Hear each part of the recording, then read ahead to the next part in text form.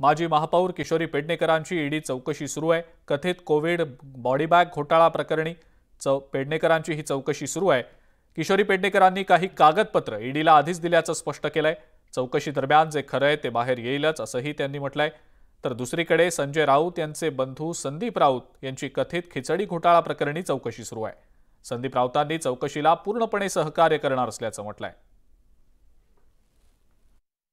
मुळामध्ये पहिलं पत्र होतं ते ईडीचं आलेलं ते हाताने लिहिलेलं पत्र आहे।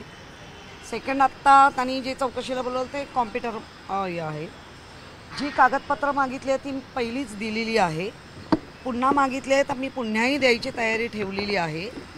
आणि ज्या प्रकारचा जो आरोप होतोय त्या आरोपाचा मी कधीही मान्य करणार नाही। पहिली गोष्ट अशी आहे की ईडीचा समज मला आलाय आणि आज मला हजर राहायला सांगितलंय। त्याप्रमाणे मी इथे आलेलो आहे आणि जे काही ईडी मला प्रश्न विचारेल त्या प्रश्नांना मी उत्तर देऊन त्यांना व्यवस्थित सहकार्य करेन। आरोप संपूर्णपणे चुकीचे आहेत।